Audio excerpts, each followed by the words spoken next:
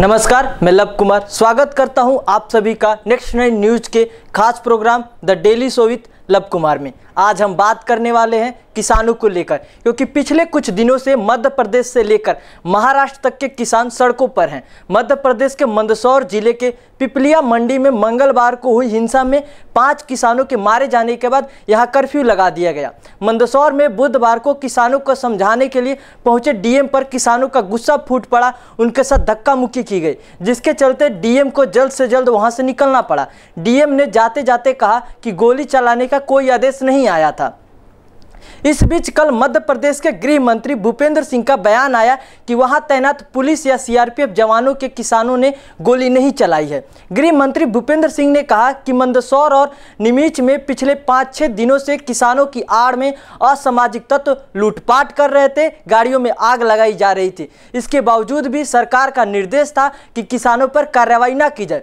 लगातार anti social element police पर हमला कर रहे थे और अब हमने आदेश जारी कर दिया है कि अगर कहीं पर किसानों के नाम पर एंटी सोशल एलिमेंट पुलिस पर हमला करे तो उनके खिलाफ सख्त कार्रवाई हो। दरअसल हुआ यूं कि पिछले 1 जून से मध्य प्रदेश के किसान 10 दिन की हड़ताल पर थे। उनकी मांग है कि कर्ज माफी हो, सब्जी की उचित कीमतें मिले। कई जगहों पर किसानों ने फल सब्जी ले जा रही ट्रकों को रोका। कई जगहों पर प्रदर्शन उग्र हुए और पुलिस और किसानों के बीच टकराव की घटनाएं हुई। मंदसौर में किसानों की मौत के बाद कर्फ्यू लगा दिया गया है। आज किसानों ने पूरे मध्य प्रदेश में बंद का आह्वान किया है। पश्चिमी मध्य प्रदेश में इंटरनेट सेवाएं बंद कर दी गई हैं। दरअसल इंदौर में किसानों ने शांति मोर्चा निकालने की अनुमति नहीं मिलने के बाद किसान आक्रामक हो गए, मगर वहां कोई अनहोनी नहीं हुई। जिला कलेक्टर के ऑफिस से बाहर निकलने पर एमडी ज्ञापन दिया गया, लेकिन किसानों का दावा है कि वहां से लौटते वक्त पुलिस ने उन पर लाठीचार्ज किया। तो आइए पहले ये रिपोर्ट देखते हैं, उसके बाद आगे बात करेंगे। मध्य प्रदेश के मंदसौर में मंगलवार को किसानों का आंदोलन उग्र होने के बाद पुलिस की फायरिंग में 5 किसानों समेत एक अन्य की मौत हो गई। इसके साथ ही अन्य 4 किसान घायल भी हुए।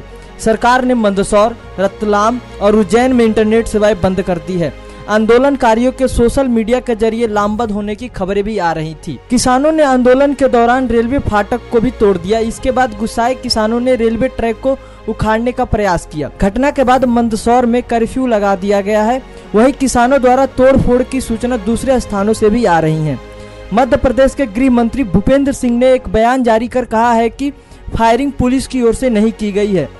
तो आइए सबसे पहले जान लेते हैं कि किसान किन मांगों को लेकर आंदोलन कर रहे हैं। दरअसल किसान 20 सूत्रीय मांग को लेकर 1 जून से हड़ताल पर हैं। उनकी मांग है कि स्वामीनाथन आयोग की सिफारिशों को लागू किया जाए, किसानों का कर्ज माफ किया जाए, किसानों को उचित समर्थन मूल्य दिया जाए, मंडी का रेट निर्धारण हो, किसान को पेंशन दिया जाए। मुख्यमंत्री शिवराज सिंह चौहान ने पुलिस की फायरिंग में मारे गए किसानों की मौत की न्यायिक जाँच के आदेश दे दिए हैं। साथ ही मृतकों को 1 करोड़ की आर्थिक सहायता देने की भी घोषणा की गई है।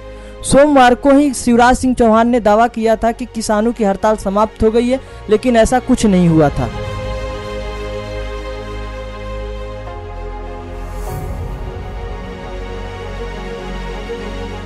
देखिए, मैं जहाँ तक सोचता हूँ कि जो किसानों के साथ में बर्बरता हुई है, जो चीज़ें सामने आई हैं कि उसमें 5-6 किसानों की मौत हुई है, ये अपने आप में बहुत एक ऐसी स्थिति है जिसको बयां करना मुश्किल है।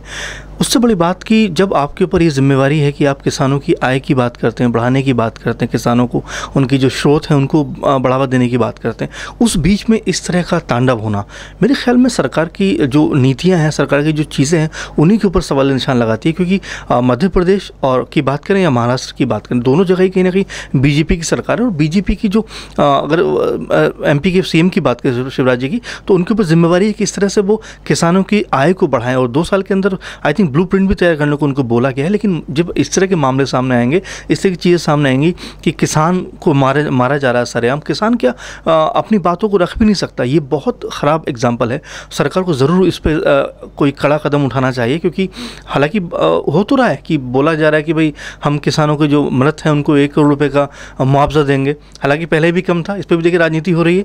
तो कुछ चीज़ें हैं जिस पे सत्ता पक्ष को बहुत मजबूती के साथ में कदम उठाने की ज़रूरत है, क्योंकि अब लड़ाई ये नहीं कि विपक्ष से आप कर रहे हैं, उसकी लड़ाई के लिए आगे बढ़े थे आप कि सबका साथ सबका विकास। चाहे हम किसान की बात करें कि किसान चूँकि देश का आधार है, अगर 60% 70% आज भी खेती हमारे किसान कर रहे हैं तो इसका मतलब बहुत बड़ी अर्थव्यवस्था है जिसको लेकर किसान चल रहे हैं, और आप उसको इस तरह इग्नोर नहीं कर सकते। मेरा मानना यही है कि सरकार को ज़रूर कोई ठोस कदम उठाना चाहिए, क्योंकि किसानों पर गोली चलवा देना, किसानों को इस तरह से उनकी ज़िंदगी छीन लेना, ये मेरे ख्याल से बहुत दुखद है। खैर इतना ही नहीं, हमारे देश में हर घंटे 2 किसान खुदकुशी कर लेते हैं और बीते 15 सालों में यह आंकड़ा 2,34,642 को छू गया है। और ऐसा नहीं कि इस बीच किसी भी राजनीतिक पार्टी ने सत्ता का सुख न भोगा हो, क्योंकि बीते 15 सालों में ही 37 राजनीतिक पार्टियों ने केंद्र और राज्य में मिलकर सरकारें बनाई हैं और सत्ता का सुख भोगा है। और इन्हीं 15 सालों के दौरान किसान मरते रहे और रोज उनकी संख्या में वृद्धि होती रही। लेकिन कल से पहले किसान आत्महत्या करते थे, लेकिन अब किसान को असामाजिक तत्व बताकर मारा भी जा रहा है। और ये कितना आसान हो गया है, क्योंकि एक तरफ किसान मरते हैं तो दूसरी तरफ सत्ताधारी नेता जो खुद को किसानों का ही सेवक बताते हैं, ट्वीट कर शोक जताते हुए ये कहते हैं कि मारे गए किसानों के परिवार वालों के साथ हम खड़े हैं और उन्हें उचित मुआवजा दिया जाएगा। और कल हुआ यूं कि किसान शांति मोर्चा निकालना चाह रहे थे, जिसकी इजाजत नहीं मिली, जिसके बाद किसान भड़क गए और गोलीबारी की गई, जिसमें 5 किसानों की मौत हो गई। देखिए, अगर बात करें जो एमपी के गृह मंत्री हैं भूपेंद्र सिंह जी, उन्होंने तो यहाँ तक बोला कि असामयिक तत्व हैं और कहीं ना कहीं इसमें चूक हो रही है। रात तक वो स्वीकार करने को भी तैयार नहीं थी, सरकार इसकी जिम्मेदारी लेने को भी तैयार नहीं थी। देखिए, क्या किसान हमारे देश में अब अपने हक के लिए लड़ाई भी नहीं कर सकता? क्या अपनी बात भी वो नहीं रख सकता? ये बड़ा शांतिपूर्वक चल रहा था। अगर आप देखें तो सरकार से बात हुई और जो ऊपरी लेवल के लोग थे उनसे बात हुई, नीचे लेवल पे क्या हो रहा है किसी को नहीं पता। और कहीं ना कहीं ये बात सामने है कि भाई किसानों ने मान ली ये बातों को, किसान अब मान गए, लेकिन जो ज़मीनी स्तर पर किसान बैठा उसके लिए कोई चीज़ ही नहीं हुई। देन उसके बाद ये हिंसात्मक चीज़ें शुरू हुई, वहाँ पर पुलिस ने गोली चलाई। अब देखिए, बात करें अगर हम न्यूनतम मूल्य की बात करें कि जो किसानों को मिलना चाहिए, वाजिब उनका हक है, किसान खेतों में दिन रात मेहनत करके पसीना बहाकर जो है कि फसल को उगाता है, उसका वाजिब मूल्य भी उसको नहीं देना चाहते।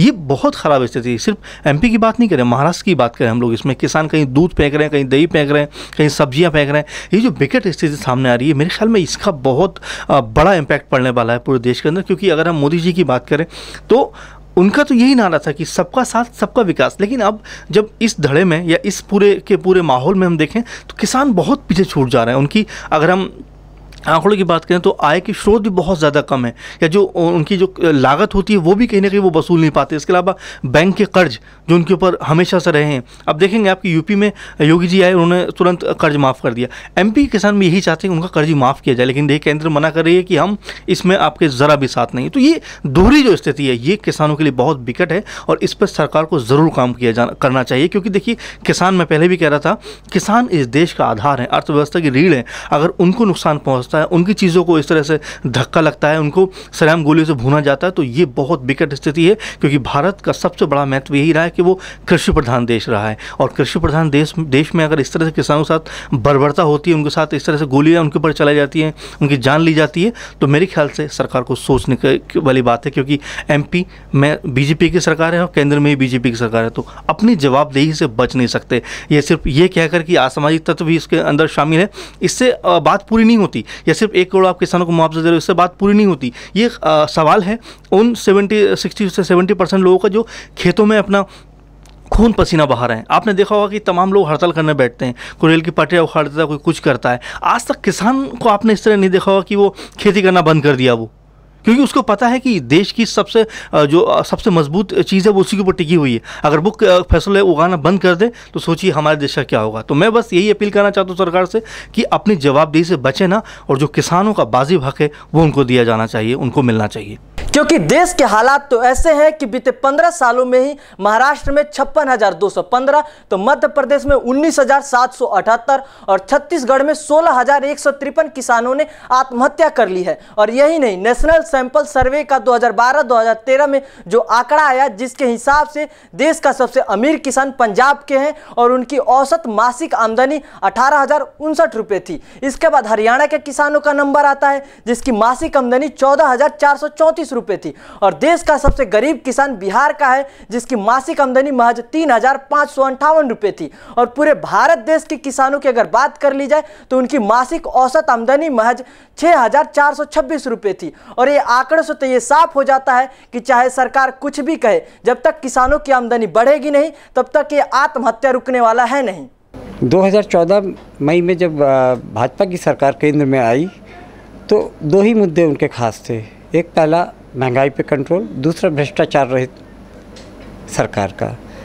तीसरा मुद्दा उनका जो था वो किसानों के हित के लिए था। लेकिन 3 साल के अंतराल में देखा जा रहा है कि किसान दिन ब दिन केंद्र सरकार या राज्य सरकार से परेशान ही है। आए दिन देखने में आता है कि किसान आत्महत्या कर रहे हैं, चाहे वो महाराष्ट्र हो, चाहे मध्य प्रदेश हो, चाहे उत्तर प्रदेश हो, कहीं भी देखा जाए। वैसे सबसे ज़्यादा चर्चा में रहा है महाराष्ट्र।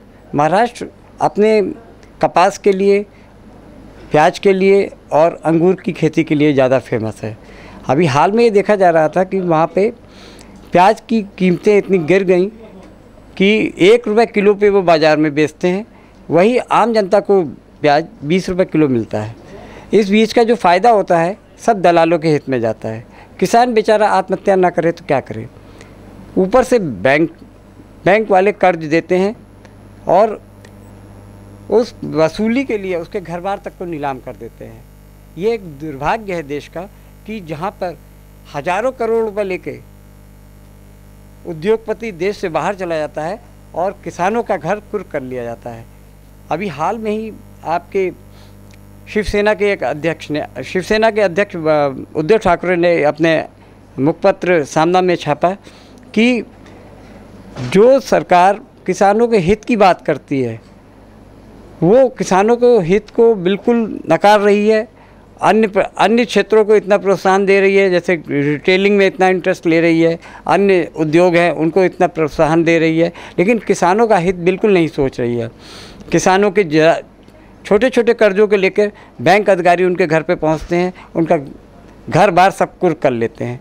इससे बहुत ही ज़्यादा नुकसानदेह किसान हो रहे हैं और उनका परिवार बहुत ही परेशान है। इस भुखमरी के दौर में गुजरते हुए किसान अपने परिवार को रोता बिलखता छोड़कर आत्महत्या करने पर मजबूर है। तो इस एपिसोड में फिलहाल इतना ही। हम जल्द लौटेंगे एक नए मुद्दे के साथ। आपको हमारा ये शो कैसा लगा हमें कमेंट्स करके बताइए। अगर अच्छा लगा तो लाइक और शेयर जरूर कीजिएगा। नमस्कार।